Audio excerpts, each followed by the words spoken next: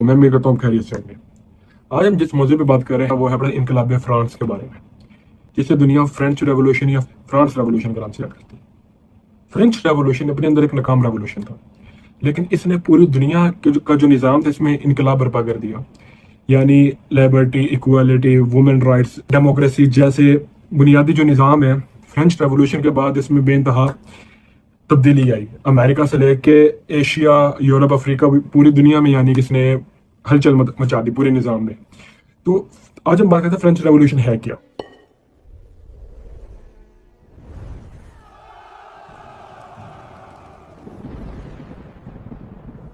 French revolution 18वीं सदी के आगाज में गुर्बत बहुत ज्यादा बढ़ चुकी थी, और ये याद रखें कि यूरोप में सबसे ज्यादा अमीर मुल्क फ्रांस था। गुर्बत इतनी था कि बढ़ गई कि एक जो मजदूर था पूरे महीने की कमाई से भी एक रोटी नहीं ले सकता था। और दूसरी जानिब तो महल था, यानी पैलेस ऑफ वर्साई, वहां पे दिन रात पार्टियां चल रही थी, बड़े जुआ खेला जा रहा था, अरबों खरबों की तादाद में जुआ हारा जा रहा था। बादशाह लुई और मैरी एंटीनेट ऐसी औरत थी। एक जानिब जो आवाम है फ्रांस की, वो एक पूरे महीने की कमाई से एक रोटी नहीं खरीद सकती। और जो मैरी एंटीनेट है, इसके बारे में आता है कि इसके जो लिबास है वो 400 से ज्यादा साल के आगाज में सिलवाती थी, और एक दफा जो सूट पहनती थी वो दोबारा कभी नहीं पहनती थी, और इसके सूट सोना, हीरा, जवाहरात से बना होता था। और इसके जो बाल हैं, फैशन के तौर पे अपने बाल 3 फुट तक खड़े करती थी, और खड़ा करने के लिए, स्टेबल रखने के लिए क्या चीज जरूरत पड़ती थी? आटा। और उस आटे से आवाम बिल्कुल महरूम थी और अपने महीनों की कमाई से भी खरीदने से कासिर थी। यानी ये हालात थे। लेकिन जो फ्रांस के लोग होते हैं वो बिल्कुल कहा जाए तो अनपढ़ होते हैं। फ्रांस के जो लोग हैं वो समझ हुक्मरानी खुदा ने हमारे ऊपर नाज़िल फरमाई, हुक्मरानी के लिए पैदा हुए हैं और हम गुलामी के लिए पैदा हुए हैं। फ्रांस 3 हिस्सों में डिवाइड हुआ था। एक जो आमिर है, नवाब, उसके बाद रिलीजियस तबका यानी ईसाई पादरी, और इनके बाद जो आम अवाम है। नवाब और जो रिलीजियस तबका था, इनमें 1 रुपए का टैक्स नहीं था, सारा टैक्स इन पे लादा हुआ था आम लोगों पे। तो इतना इंतहा से ज्यादा टैक्स था। तो इसके बाद 3 शख्सियात ने रेड घेटे का किरदार अदा किया इनकलाब फ्रांस में। वोल्टेयर, रूसो और मोंटेस्क्यू। इन्होंने जो रिलीजियस तबके का खट जोड़ साबित किया कि किस तरह तुम्हें मजहब के नाम पे पागल बना के तुमसे गुलामी करवा रहे हैं। इन्होंने नजरियात रखे कि अगर तुम मजाक पैदा हुए तो जंजीरों में क्यों झगड़े हुए। इन्होंने नजरियात रखे कि एक बादशाह सारा कुछ नहीं होता। और आहिस्ता आहिस्ता इनका इनकलाब, इनकी जो तहरीरें थी उसमें बड़े तौर पे इनकलाब बर्पा होना शुरू हो गया। तो जब माएँ देखती थी कि उनके बच्चे भूख से तिलक रहे हैं, तो उन्होंने फैसला किया, इनकलाब बढ़ता जा रहा था, एहतजाज करने के लिए बरसाई के किले गए। औरतें मुतहद होकर बरसाई के किले के बाहर जाके कहते हैं कि हमें रोटी चाहिए, जिसपे मैरी एंटीनेट ऊपर से महल से इनको देख के मुस्कुरा के कहती है, अगर इनके पास रोटी नहीं है तो केक क्यों नहीं खाते। यानी मजाक बनाया अवाम का। अवाम इससे गुस्से में मुब्तला हो गई। जिसके बाद चंद टाइम बाद 1789 में एक अफवाह उड़ती है, जिसमें कहा जाता है कि जो फ्रांस का हुक्मरान है बादशाह लुई, उसने हुक्म दिया है कि पेरिस में जितने भी लोग इन सबको कत्लेआम कर दिया जाए, और फौज बहुत बड़ी आ रही है।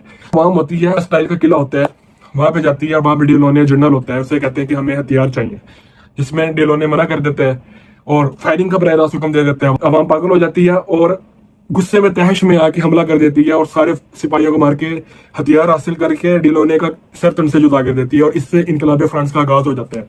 2 साल बाद औरतें नोकीले चीजें लेके, किचन से चाकू, नोकीले हथियार, लोहे की चीजें लेके वर्साई के महल जाती हैं, और हैरान कुन तौर पे औरतों ने किला फतह कर लिया। बादशाह लुई और मैरी एंटीनेट को पायरे से वर्साई के जो 18 से 20 किलोमीटर का डिस्टेंस था, वहां से गिरफ्तार करके लेके आती हैं, और गिलोटाइन से उनको सर तन से जुदा करते हैं। और इस तरह फ्रांस का जो एक तख्त था जिन्होंने जुल्म किया हुआ था, वहां पे इसका खात्मा हो जाता है। और इससे जो वुमेन है, इनका मोराल बढ़ जाता है, क्योंकि अगर हिस्ट्री देखी जाए तो एक तो पूरी दुनिया में एम्पायर सिस्टम था, डेमोक्रेसी कहीं पर भी नहीं थी। और इसके अलावा तारीखी नजरिए में औरतों को वोट डालने का हक कहीं पर भी नहीं था, डेमोक्रेसी थी। तो वहां पे औरतों ने अपने स्लोगन्स प्रमोट किए, जिनमें बड़े शानदार स्लोगन थे कि अगर एक औरत को मांसी के फंदे पर चढ़ने का हक है तो उसे पार्लियामेंट में बैठने का भी हक है, जो कि काम कर गए और ऐसा ऐसा इनको हकूक मिलने शुरू हो गए, जो आज तक कायम है। तो और दूसरी जानिब दी डायरेक्टरी थोड़े अरसे की हुकूमत आई, इसमें जिससे बगावत के बाद नेपोलियन बोनापार्ट, जो कि बड़ा शानदार फौजी था, उसने बगावत की, तख्त उलट के अपनी डिक्टेटरशिप के तौर पे बैठ गया तख्त पे। इसके बाद नेपोलियन बोनापार्ट ने रेफरेंडम करवाई, जिसमें जो 1804 का तकरीबन रेफरेंडम है, उसमें वो शानदार तरीके से पूरे फ्रांस में जीता। लेकिन नेपोलियन बोनापार्ट बड़ा सरकश किस्म का इंसान था। इसने इक़्तिदार में आते ही जंगें शुरू कर दी, पर्शिया में, ऑस्ट्रिया में, रूस में, और बड़े शानदार तरीके से फतूहात हासिल की। लेकिन सवाल आना था, क्योंकि इसका जो तकब्बुर था वो बढ़ता जा रहा था यूरोप में हुकूमत करने का। आखिर में वाटरलू की जंग हारता है और अपने ही यूरोप से निकाल दिया जाता है। तो इससे हासिल क्या हुआ? इससे हासिल ये हुआ कि ये जो एक तबका था, कि जो अवाम थी, वो समझते कि ये बादशाहत के लिए पैदा हुए हैं। तो उन्होंने गिलोटाइन के जरिए सर उड़ा के साबित कर दिया कि सारी अवाम बराबर है, और इससे जेंडर इक्वालिटी हो गई। पूरी दुनिया में डेमोक्रेसी आ गई, यानी यूरोप से लेके अमेरिका, एशिया, अफ्रीका, ऑस्ट्रेलिया, सारी दुनिया में 90% ज्यादा डेमोक्रेसी है। वुमेन राइट्स इसकी वजह से आए, इक्वालिटी इसकी वजह से आई। यानी कि इन्होंने पूरी दुनिया में एक इनकलाब का निजाम बर्पा करके इनकलाब बर्पा कर दिया। तो इस वजह से फ्रांसीसी इनकलाब दुनिया में बहुत अहमियत का हामिल है।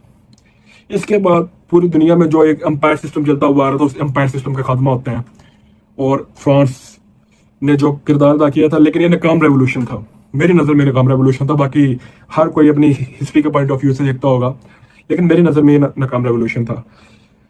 तो मैं उम्मीद करता हूँ कि पसंद आया होगा, और अब हम इंशाल्लाह नेक्स्ट वीडियो में next revolution, Russian revolution, American revolution और चाइनीज़ रेवोल्यूशन जैसे बड़े रेवोल्यूशन के बारे में डिस्कस करेंगे। 1857 के बाद जो पाकिस्तान बने, इस रेवोल्यूशन के जो दरमियान में हालात, इस बारे में डिस्कस करेंगे। मेरा इस वीडियो का मकसद है कि हम आगाही हासिल करें कि दुनिया में इनकलाब कैसे बरपा हुआ है, और जो एक निज़ाम में तब्दीली आई है वो कैसे होगी, और हम आगे वाले निज़ाम में कैसे तब्दीली ला सकते हैं। अस्सलाम वालेकुम।